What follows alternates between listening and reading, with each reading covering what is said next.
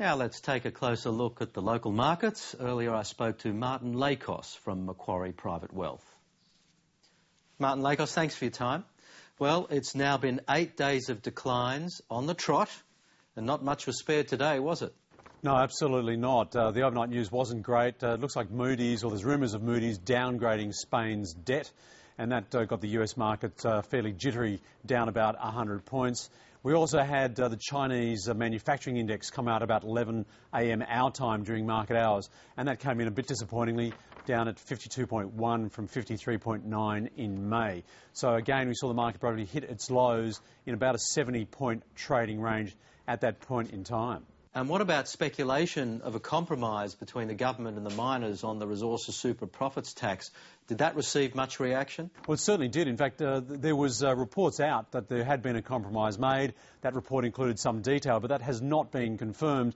But it was enough for the market to rally almost 40 points and improve its 80-point loss to about half of that. In particular, understandably, resource stocks rallied really hard.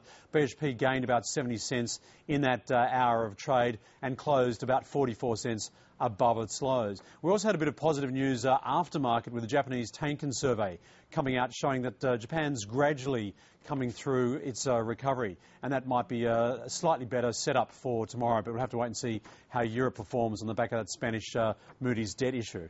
And we saw Leighton Holdings announce some contracts in India. Were they significant? Look, these are good contracts. A $500 million US contract to build a 9-kilometre tunnel in India, plus with all the roadworks, and about a $50 million US contract for some port works. Now, this will be pushing Leighton's work in hand certainly towards the $40 billion mark. Now, Leighton's have come off from a high of $41 earlier in the year, down at $28 odd today. And the stock was down 3% despite what we view as pretty positive news.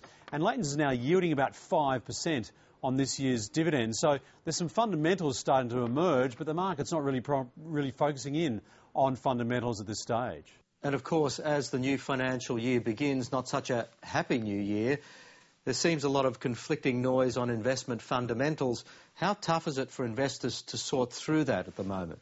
Yeah, look, it is very tough, and I think that Leighton's is a very good example when you get some positive news from a company and yet the stock's down 3%. Look, I think at the moment there's a lot of uncertainty out there, certainly mixed news. We had the Moody's news on Spain, as I mentioned before, and on the same day you had a better or a lower take-up of funding from the European Central Bank by Spanish banks, and those Spanish banks rallied really hard. So it is difficult at this point in time to be working your way through, but I think ultimately fundamentals do carry the day, and the market's fallen quite a long way. We've done quite a bit of work on the duration of stocks, and there's quite a number of growth cyclicals. The resources starting to look like really good value, but it's going to be difficult for investors to jump in with certainty until some of these other issues, particularly Europe, starts to improve. We're going to be watching the US employment data tomorrow night very closely. And on that partially optimistic note, we'll leave it there. Martin Lakos, thanks for joining us.